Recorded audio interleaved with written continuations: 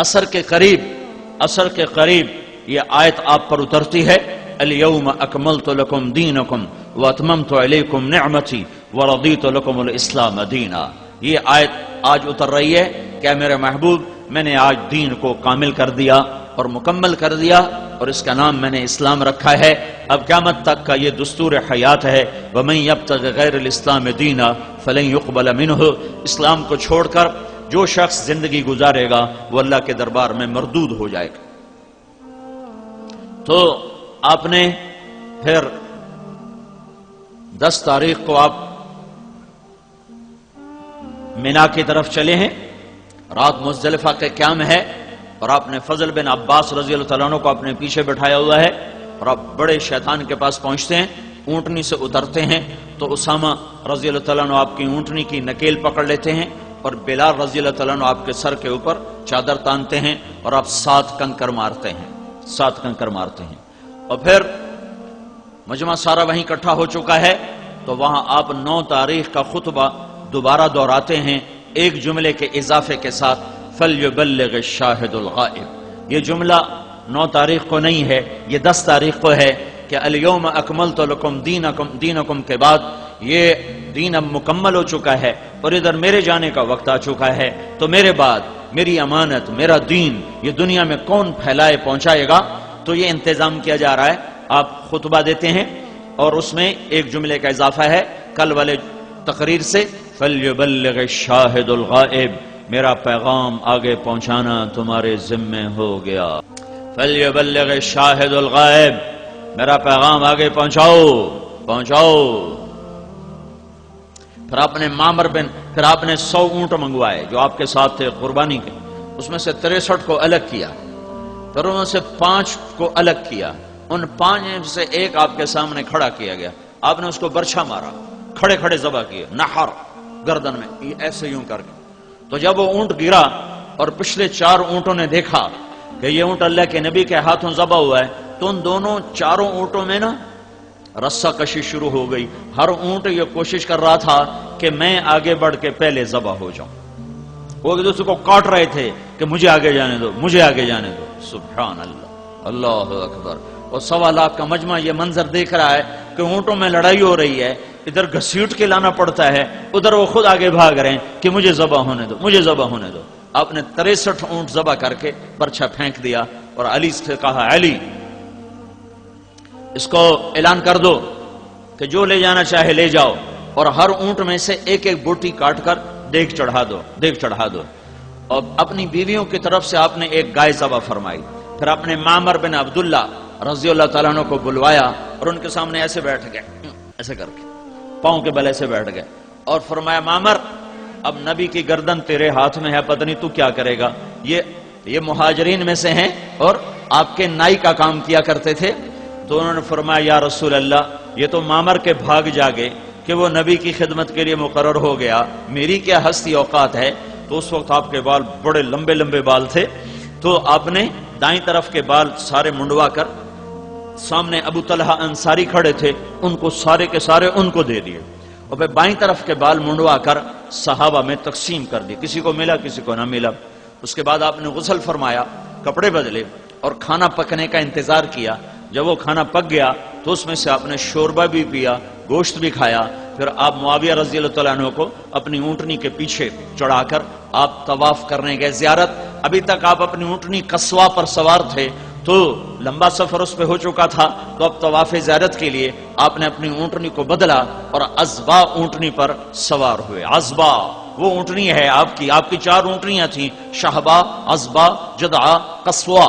آپ کی اونٹنی عزبا جس دن آپ کا انتقال ہوا تھا تو وہ ایک دم رونے لگی، اور روتے اس کی جان نکل گئی، مر گئی۔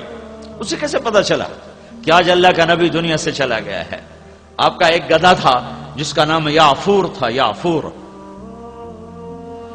جب اللہ کے نبی فوت ہوئے تو انہیں چیخنا شروع کر دی، اور مدینے کی گلیوں میں پاگلوں کی طرح بھاگ رہا ہے، اور چیخ رہا ہے، آخر ایک کنویں میں جا کے چھلانگ لگائی اور جان کی بازی ہار گئے۔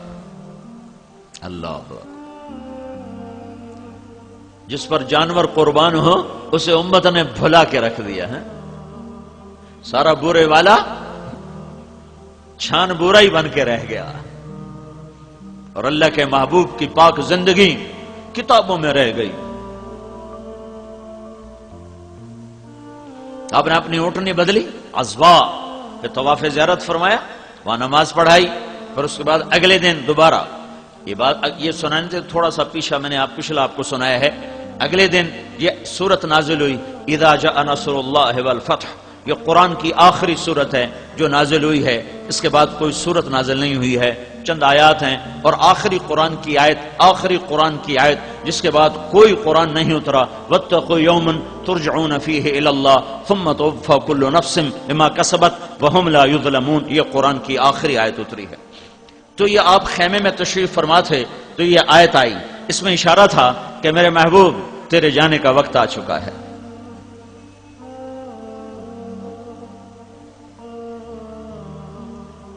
تیرے جانے کا وقت آ چکا ہے، فسبح بحمد ربک واستغفر، تیاری کرو۔ تو آپ اس دن نکلے ایک دم اس آیت کے اترنے کے بعد، اس سورت کے اترنے کے بعد، اور آپ نے جمرات کی رمی فرمائی، پہلا اور دوسرا اور تیسرا، ہر جمرے کو رمی، ہر شیطان کو رمی کرنے کے بعد آپ بیت اللہ کی طرف منہ فرما کے دعا مانگی آپ نے، اور یہ دعا اتنی دیر مانگی جتنی دیر میں سورہ بقرہ پڑھی جاتی ہے، سورہ بقرہ، یہ کوئی پونے گھنٹے کی دعا آپ نے مانگی۔ پھر دوسرے شیطان کو کنکر مارے، پھر کوئی پونے گھنٹے کی دعا مانگی، پھر تیسرے شیطان کو کنکر مارے، پھر مجمع آپ کے کچھ ساتھ تھا، کچھ خیموں میں تھا، تو آپ وہاں اپنی اونٹنی پر تشریف فرما ہوئے۔ ابو بکرہ رضی اللہ تعالیٰ عنہ آپ کی اونٹنی کے ایسے نیچے کھڑے تھے، ایسے ہی منہ کے نیچے ہی، اور اونٹنی کا لعاب ابو بکرہ کے کندھے پر گر رہا تھا، یہاں یوں گر رہا تھا، انہیں ایسے اونٹنی کی نکیل کو پکڑا ہوا تھا۔ تو اس میں اللہ کے نبی نے یہ جملہ بولا، ایھا الناس عسى الا تلقوني بعد عامی ھذا، جو درد ہے اس جملے میں تمہیں بتا نہیں سکتا ہوں۔ ہائے ہائے، مرنے والا جب حسرت سے دیکھتا ہے اپنی اولاد کو تو وہ جو بولتا ہے وہ الفاظ نہیں ہوتے، وہ دوری دھار کا خنجر ہوتا ہے جو قلب و جگر کو چیر کے رکھ دیتا ہے۔ تو آپ کو نظر آ گیا تھا کہ میرے رب نے میرے روانہ ہونے کا اعلان کر دیا ہے، تو سامنے اپنا گلشن تیار ہے، جیسے مالی گلشن کو دیکھتا ہے جو چھوڑنا پڑ رہا ہو تو کیا اس کی حسرت ہوتی ہے۔ اس ایک جملے میں جو حسرتیں ہیں میں اس پر رو تو سکتا ہوں، میں اسے الفاظ میں نہیں لا سکتا۔ ایھا الناس عسى الا تلقوني بعد عامی ھذا، لوگو یہ میری تمہاری آخری ملاقات ہے، آج کے بعد تم مجھے دیکھ نہ پاؤ گے۔ اس 11 تاریخ کے خطبے میں اب جب مینا میں عرفات میں جب آپ کو کسی بات کی ضرورت پڑتی تھی تو ربیہ بن خلف یہ آپ کے قریب کھڑے تھے، تو آپ ان سے کہتے ربیعہ، لوگوں سے کہو اللہ کا رسول یہ کہہ رہا ہے۔ ان کی آواز بلند تھی تو کہتے لوگو اللہ کا رسول یہ فرما رہا ہے۔ لیکن آج جذبات اور جدائی کا غم اور جذبات اور محبت اور شفقت اور فراق اتنا کچھ اکٹھا ہو گیا تھا کہ جوش میں آپ کی آواز بلند ہوئی، اور کسی ترجمان اور کسی کو کہنے کی ضرورت نہیں تھی۔ 4 میل لمبی وادی ہے مینا کی، مزدلفہ کے ابتدا اور مینا کے آخری کنارے تک اللہ کے نبی کی آواز بغیر سپیکر کے جا رہی تھی، اور سننے والے جو سامنے کھڑے تھے وہ بھی ایسے سن رہے تھے جیسے آخری خیمے والا۔ خیموں میں بیٹھی عورتوں نے سنا، سارے آدمی تو ساتھ نہیں آئے تھے کنکر مارنے، کچھ ساتھ آ گئے تھے، کچھ خیموں میں تھے، عورتیں بھی، مرد بھی، بوڑھے بھی۔ تو آپ کی آواز اتنی بلند ہوئی ہے جوش میں، جذبات میں، کہ مینا کے آخری کنارے تک اور پہاڑوں کی چوٹیوں تک آپ کی آواز پھیل رہی تھی، اور اس میں آپ نے یہ جملہ 3 دفعہ دہرایا، فَلْيَبَلِّغِ الشَّاهِدُ الْغَائِبُ، میرا پیغام آگے پہنچا دو، میرا پیغام آگے پہنچا دو، میرا پیغام آگے پہنچا دو۔ اور یہی 11 تاریخ کو آپ نے کہا، 10 کو نہیں یہ کہا، 9 کو نہیں کہا، 11 کو کہا، الا هل بلغت؟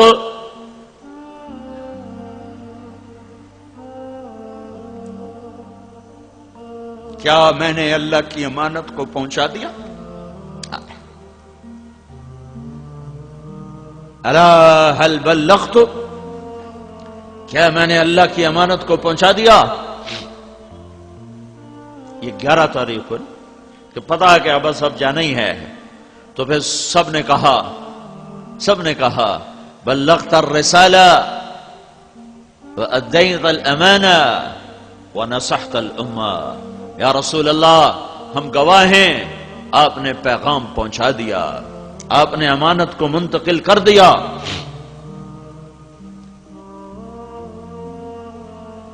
آپ نے اللہ کا پیغام پورا ہم تک منتقل کر دیا، اور آپ اپنی امت کی ہر بھلائی ہمیں بتا کے جا رہے ہیں۔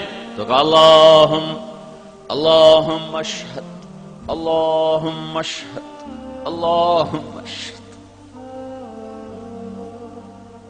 اللہ گواہ ہو جا، یہ کہہ رہے ہیں میں نے تیرا پیغام پہنچا دیا ہے۔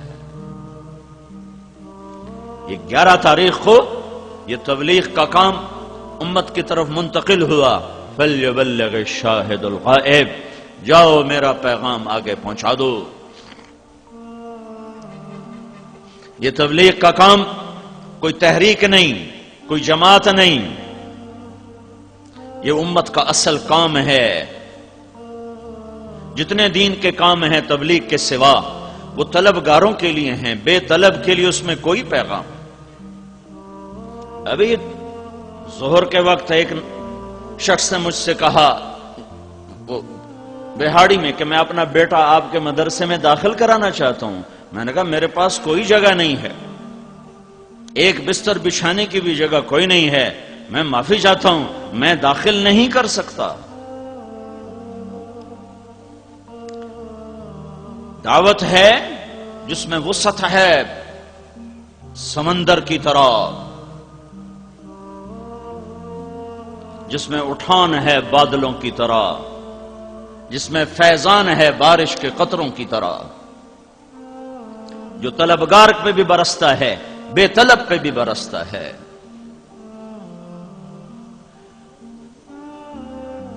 جو لڑکا میرے گورنمنٹ کالج لاہور میں تبلیغ کا کام کرتا تھا، نعیم الدین، اللہ اس کو بہت بہت جزائے خیر عطا فرمائے، اس کو بے عزت کر کے کمروں سے ہم نکالتے تھے، بے عزت کر کے،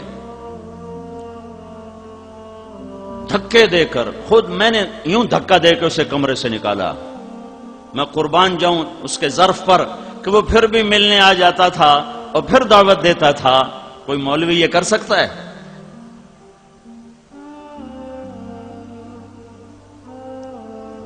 کیا کام ہے، عجب کام ہے۔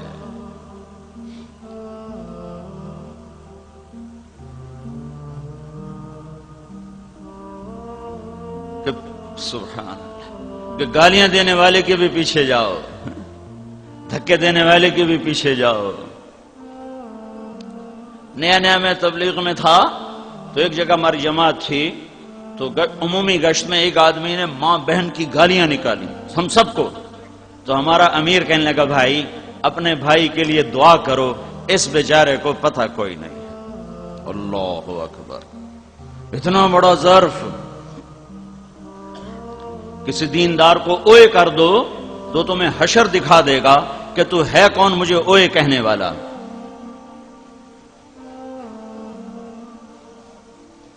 تو میرے بھائیو، 11 تاریخ کو یہ ذمہ داری امت کی طرف منتقل ہوئی ہے،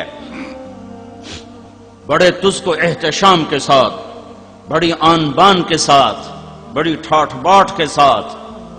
اور سامنے صدیق بھی ہے، اور سامنے وہ بھی ہے جس نے آج اللہ کے نبی کو دیکھا ہے اور اس کے بعد ساری زندگی پلٹ کے نہیں دیکھا۔ اس چھوٹے درجے کے صحابی سے لے کر صدیق، عثمان، علی، فاروق جیسے کھڑے ہوئے ہیں، اور سب کی طرف یہ پیغام منتقل ہو رہا ہے کہ میرے پیغام کو دنیا میں پہنچا دو۔ تو اس امانت کو اٹھایا ہے اور 92 ہجری یعنی 82 سال کے اندر 11 ہجری میں آپ کا انتقال ہوا ہے۔ اس کے بعد اگلا دن آپ کا خاموشی سے گزرا ہے۔ 13 تاریخ کو آپ کنکر مارنے کے بعد وہاں سے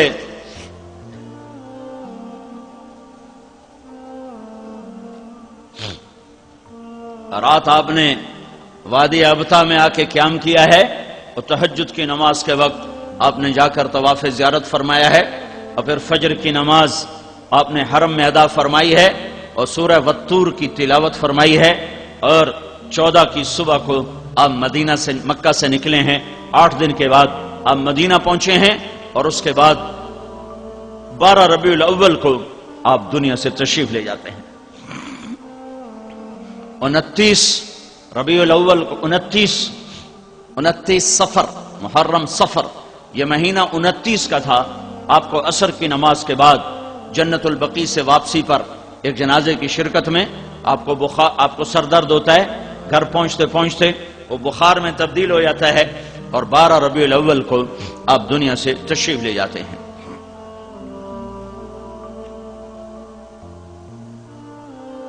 آپ کے جانے میں 5 دن باقی ہیں، 5 دن باقی ہیں، تو آپ فرماتے ہیں مجھے غسل دیا جائے۔ آپ کو غسل دیا گیا 7 کنووں کے پانی سے۔ اس کے بعد آپ نے پگڑی کو پٹی کی طرح باندھا، کس کے، سر میں درد تھا، اور علی و عباس کے کندھوں پہ ہاتھ رکھ کر آپ ممبر پہ تشریف فرما ہوئے۔ مسجد بھری ہوئی ہے، آپ نے فرمایا لوگو میں ایک زمانہ تم میں گزار کے جا رہا ہوں، میں نے کسی کا حق مارا ہو، میں نے کسی کو تھپڑ مارا ہو، میں نے کسی کو بے عزت کیا ہو، تو یہ میں حاضر ہوں، مجھ سے بدلہ لے لو، آخرت میں میرے اس خلاف دعویٰ نہ کرنا۔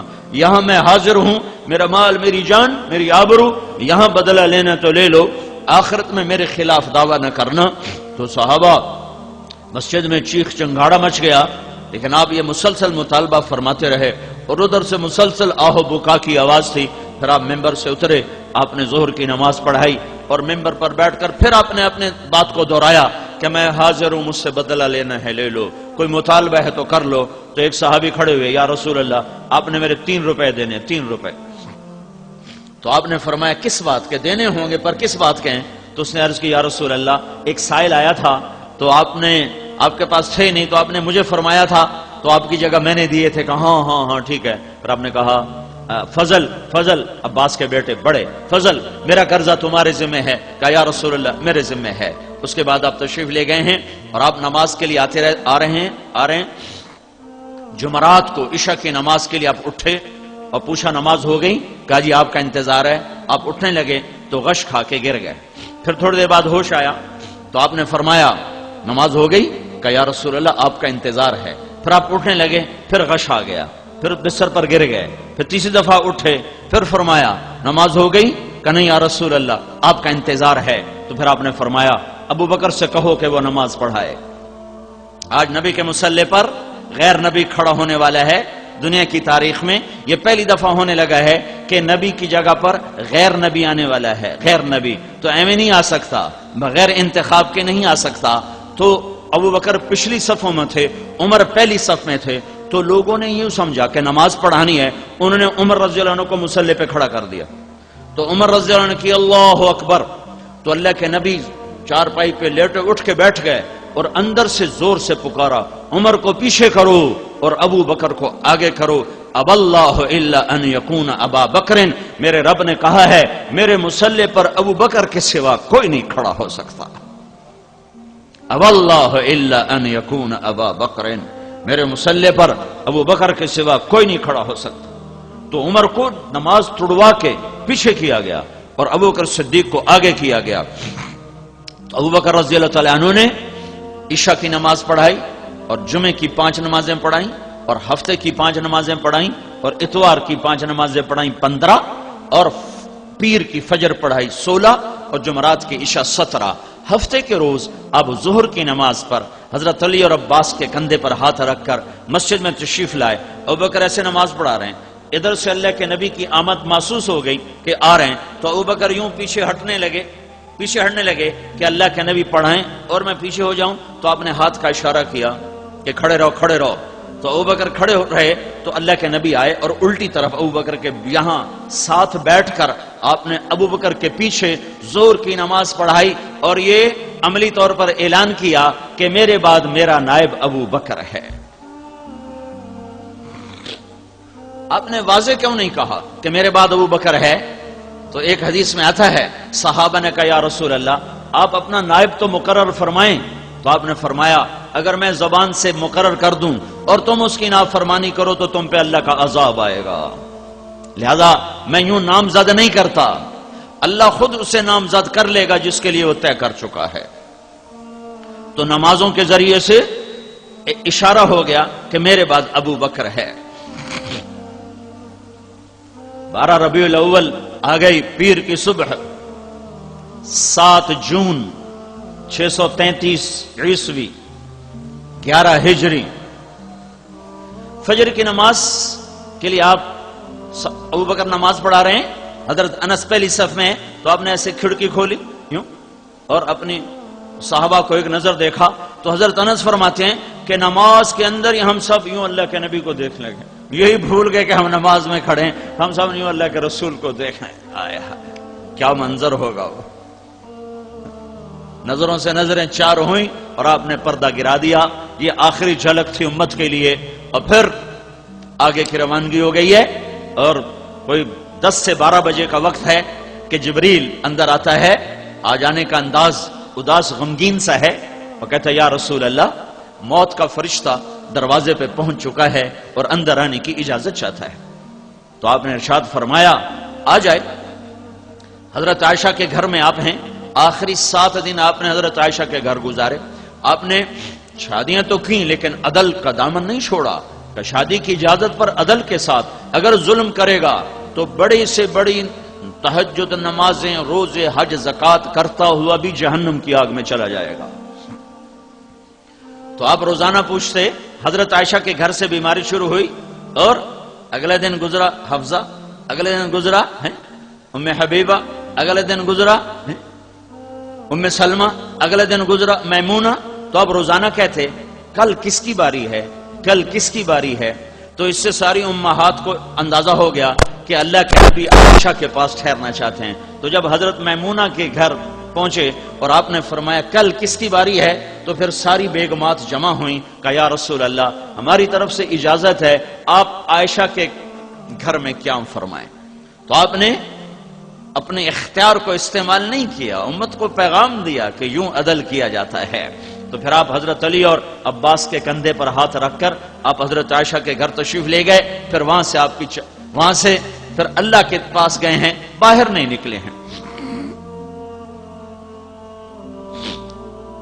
تو اس وقت جب ملک الموت آیا ہے تو آپ حضرت ام عائشہ کے سینے پر یوں سر رکھ کے یوں لٹو، نیم دراز تھے اس حالت میں، یہ گال حضرت عائشہ کے یہاں سینے پر یہاں رکھا ہوا تھا، یوں کر، اور حضرت عائشہ بیٹھی ہوئی تھی، یوں بیٹھی ہوئی تھی اور یہاں آپ کا سر سینے سے لگایا ہوا تھا۔ آیا کیا ماں ہے جس کی گود میں اللہ کے نبی اللہ کے دربار میں پیشیدے ہیں، جس کا گھر اس کی آرامگاہ بنے ہیں، جس کے گھر میں روزانہ 70,000 فرشتہ صبح سے شام تک تسبیح پڑھے سلام پڑھے، پھر شام کو نیا 70,000 آئے اور شام تک درود و سلام پڑھے، تو کیسا گھر ہوگا؟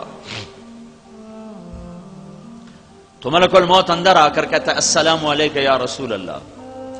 آج یہ پہلا موقع ہے ملک الموت نے کسی کو سلام کیا ہے، وہ کسی کو سلام نہیں کرتا، نہ آئندہ کرے گا، نہ پہلے کیا۔ کہنے لگا یا رسول اللہ جب سے موت کا کام میرے ذمہ لگا ہے یہ پہلا موقع ہے، اللہ نے فرمایا پوچھ کے جانا بن پوچھے نہ جانا، اور یہ پہلا موقع ہے اللہ نے فرمایا آنا چاہیں تو لے آنا، رہنا چاہیں تو چھوڑ کے آ جانا۔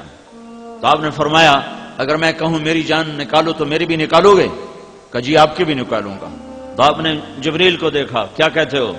تو جبریل نے کہا یا رسول اللہ اللہ آپ کی ملاقات کا شوق رکھتا۔ تو آپ نے فرمایا اچھا جاؤ پہلے اللہ سے پوچھ کے آؤ میرے بعد میری امت کے ساتھ کیا کرے گا۔ یہ نہیں فرمایا جاؤ پوچھ کے آؤ میرے بعد حسن حسین کے ساتھ کیا کرے گا، حسین کو تو ان قریب ذبح کیا جانے والا ہے اور اس کا سر نیزے پہ چڑھنے والا ہے، اور میرا خاندان بوٹی بوٹی ہونے والا ہے، اس کا خون پانی کی طرح بہنے والا ہے، اس کو نیزوں پہ چڑھا کے پھرایا جانے والا ہے، تو جاؤ پوچھ کے آؤ میرے بعد میری اولاد کے ساتھ کیا کرے گا۔ اولاد کو اللہ کی تقدیر کے حوالے کر دیا۔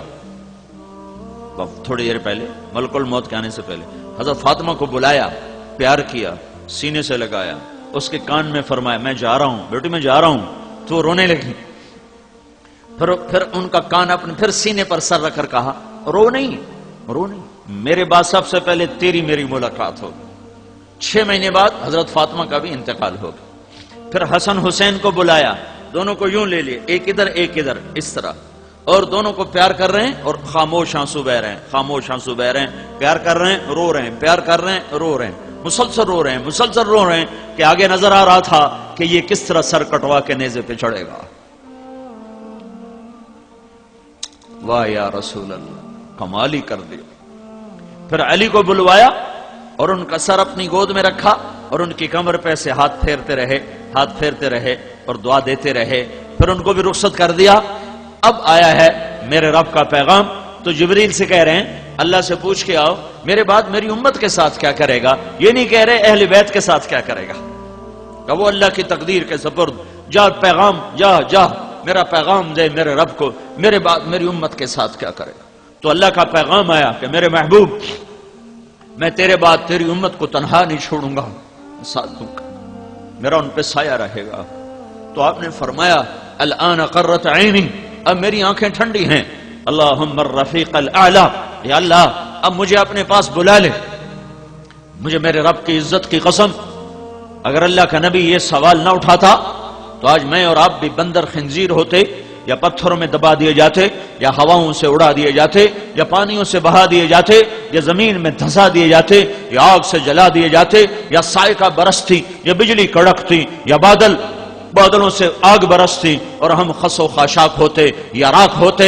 جیسے اللہ نے پہلی قوموں کو کبھی بندر بنایا، کبھی خنزیر بنایا، کبھی پانیوں میں بہایا، کبھی ہواؤں سے اڑایا، کبھی زمین میں دھسایا، کبھی پتھروں کی بارش میں دبایا۔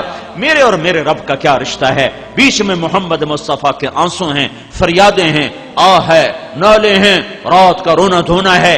ان کے آنسوؤں کو دیکھ کر میرے رب نے کہا اچھا تیری امت کے ساتھ وہ نہیں کروں گا جو پہلوں کے ساتھ کیا۔ اگر یہ اس وقت نہ ہوتا تو میں اور آپ بھی انسان نہ ہوتے، کوئی اور نسل شکل میں نظر آ رہے ہوتے۔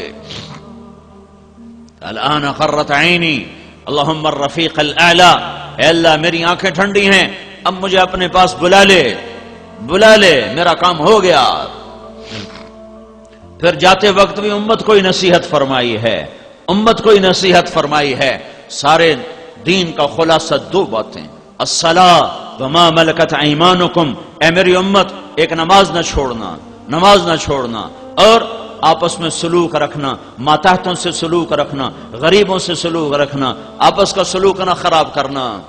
حجۃ الوداع کا سارا خطبہ اخلاق ہیں، اخلاق، نماز کا ذکر نہیں، روزے کا ذکر نہیں، تسبیحات کا ذکر نہیں، تلاوت کا ذکر نہیں، عبادات کا ذکر نہیں۔ عرفات کا اور مینا کے دونوں 10 کا 11 کا 9 کا یہ تینوں خطبیں ساری کتابوں سے ڈھونڈ کر جب میں نے اس کا خلاصہ نکالا ہے تو سارے کا سارا اخلاق پر ہے، عبادات پر نہیں ہے، اخلاق پر ہے کہ سب سے زیادہ یہ امت گھاٹا کھائے گی، اخلاق میں گھاٹا کھائے گی۔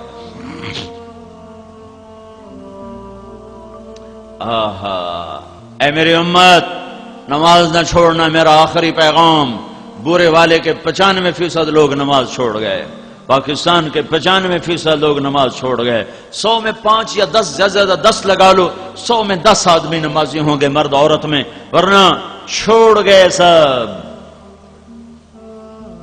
اور اللہ کے محبوب کی آخری وصیت الصلاۃ، نماز نہ چھوڑنا۔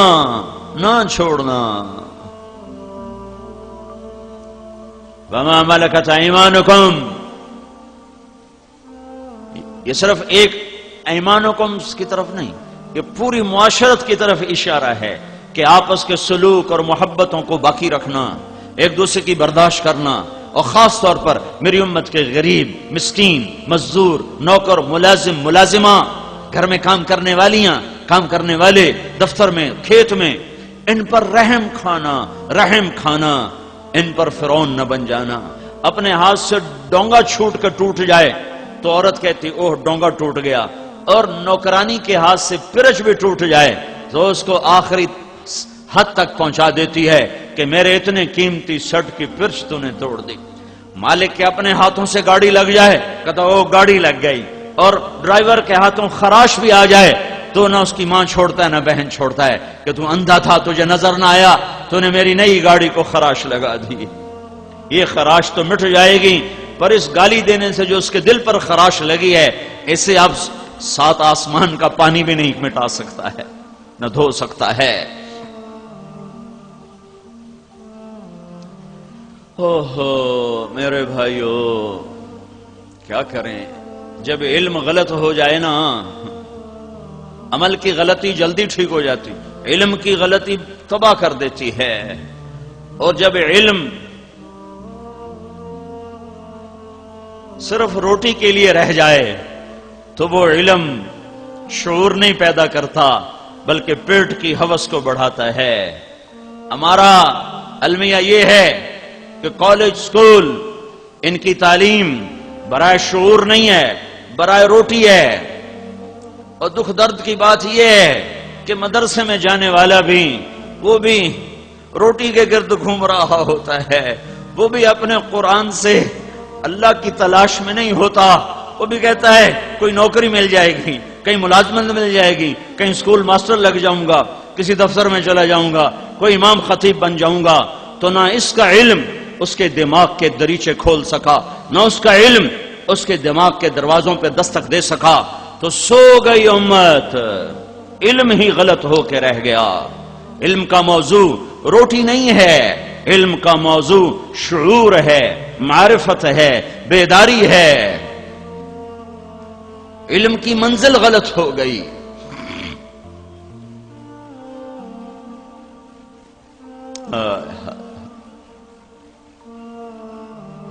تو میرے نبی نے دنیا سے جاتے بھی دعوت ہی دیتا چلا گیا ہے، دعوت ہی دیتا، الصلاۃ وما ملکت ایمانکم، جاتے جاتے بھی تبلیغ ہو رہی ہے، جاتے جاتے بھی دعوت دی جا رہی ہے، اور پیغام دیا جا رہا ہے کہ مرتے مرتے بھی کرتے جاؤ، اللہ کا پیغام سناتے جاؤ۔